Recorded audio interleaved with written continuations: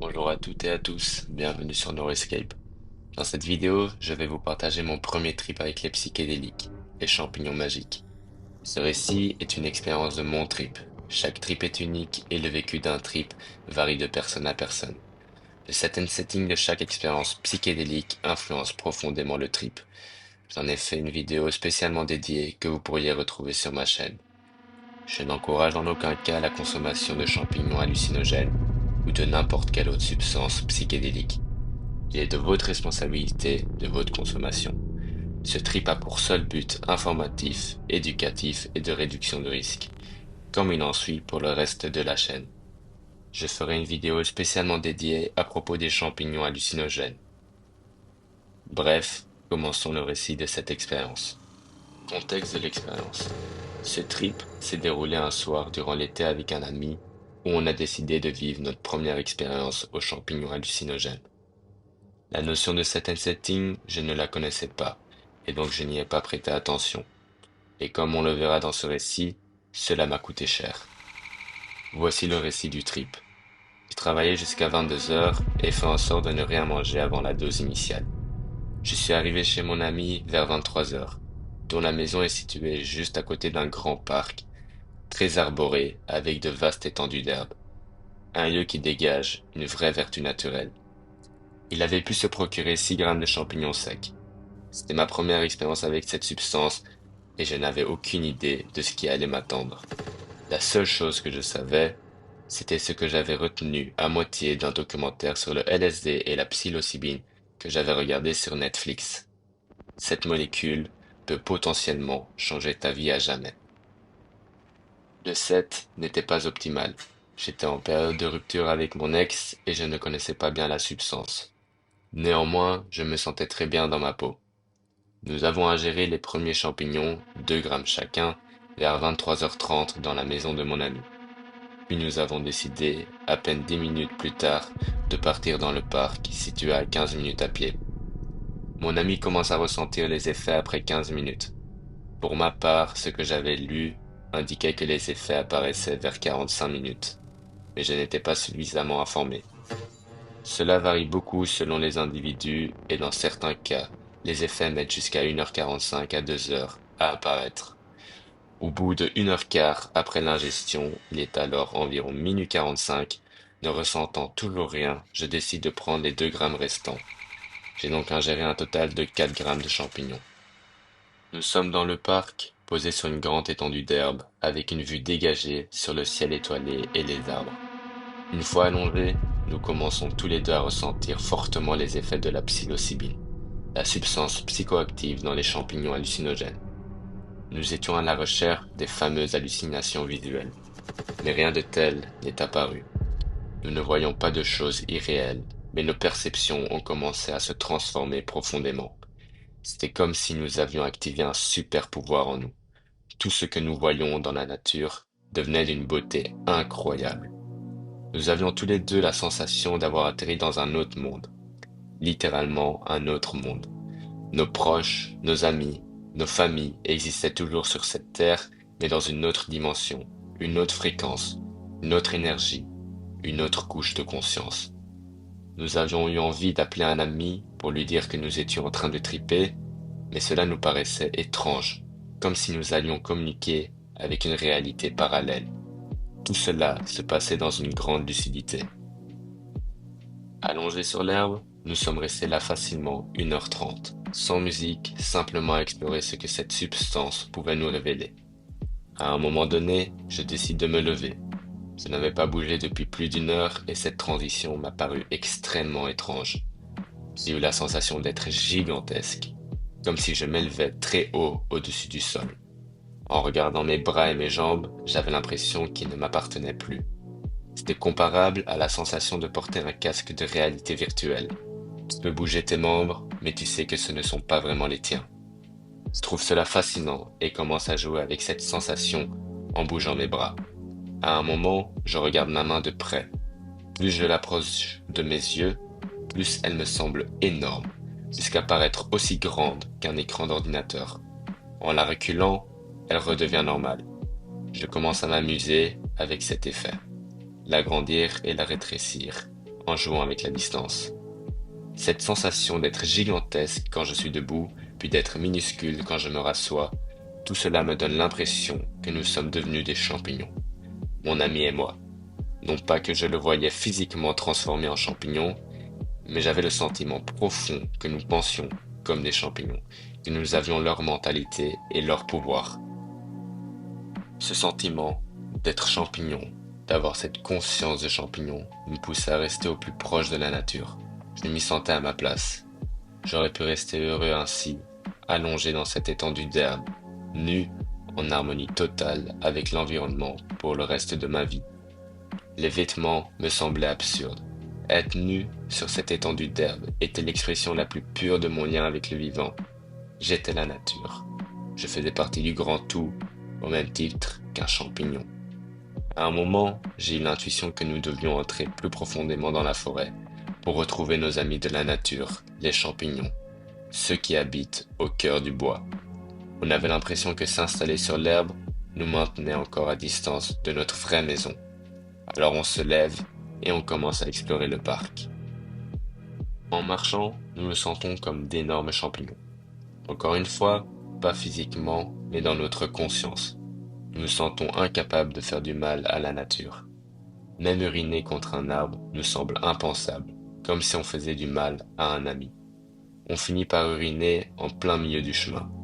Je ressentais intensément que les actes basiques, comme celui d'uriner, étaient en rupture morale avec mon identité fongique. En continuant la marche, nous avons la sensation de marcher depuis 15 minutes. Mais le chemin fait à peine 50 mètres, et cela ne faisait même pas 2 minutes qu'on s'était levé. Nous regardons derrière nous, nous sommes toujours au même endroit. Le temps semble complètement distordu. Il est environ 2h15, cela fait 1h30 que je suis dans le trip, et 2h30 pour mon ami. Nous décidons de continuer notre quête vers nos amis de la forêt. Mais au croisement du sentier, nous sommes arrêtés net par la beauté incroyable du paysage. Les lampadaires illuminent les arbres d'une manière spectaculaire. Nous sommes sidérés. On décide d'aller chez lui pour regarder Blanche-Neige et les 7 nains, convaincus que nos amis sont là-bas aussi. En route, on s'arrête devant un arbre, pourtant banal, situé près de la route et d'une poubelle. Mais pour nous, cet arbre est magnifique, d'une beauté transcendante. Je ne peux pas expliquer pourquoi. En nous éloignant du parc, nous ressentons une profonde tristesse, comme si nous quittions notre monde d'origine. Le trottoir, les bâtiments, rien de cela ne nous correspond. On se sent arraché à notre habitat naturel et de quitter nos amis de la forêt. Alors on revient à notre point de départ, sur l'étendue d'herbe. Quelques minutes plus tard, sur cette même étendue d'herbe, mon ami commence à se sentir mal. Il a la nausée. Je suis encore bien, mais une peur commence à me monter. Et si moi aussi, je ressens ça dans 1 heure? Car mon trip a commencé 1 heure après le sien. Je suis persuadé que ça va m'arriver. On décide de rentrer définitivement chez lui. Une fois à l'intérieur, il me dit que manger du sucre peut atténuer les effets. On commence à dévorer un pot de pâte à tartiner. L'expérience sensorielle est très étrange. La texture du chocolat, la sensation en bouche, le contact de la cuillère sur ma langue et mes dents, tout cela me paraît étranger, comme si j'étais une autre forme de vie qui ne devait pas consommer comme un humain. En buvant de l'eau, j'ai une sensation très étrange également.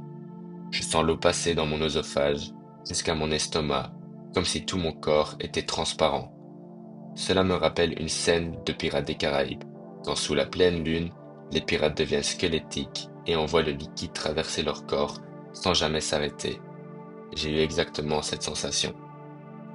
Il est environ 3h15, mon pote est monté dans sa chambre pour se reposer et écouter de la musique. Moi, je reste en bas et ne sais pas quoi faire. C'est là que le trip prend une toute autre tournure. Je commence un véritable bad trip, d'une intensité extrême. Je me mets à penser que j'ai beaucoup trop consommé, et je fais exactement tout ce qu'il ne faut pas faire dans ce genre de situation. Je commence à me dire que ces 4 grammes vont me marquer à vie. Je me souviens du documentaire que j'avais vu.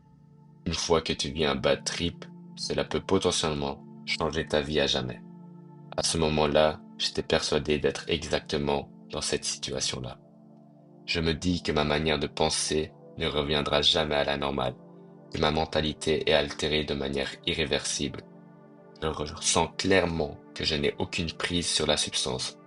C'est comme si la molécule avait pris le contrôle total de mes pensées. Cela me plonge dans un état de peur et d'angoisse profond. Je ne redeviendrai plus jamais normal. La substance a pris le dessus de mon corps et de mon esprit pour toujours. Je me précipite sur Internet, je tape quand est-ce que c'est trop? Quelle quantité de champignons magiques est considérée comme dangereuse? Je tombe sur des sites où je vois des indications du type 0, point, point, point. Je ne sais pas comment j'en suis en arrivé là, mais je comprends alors que plus de 0,6 grammes serait déjà une dose forte.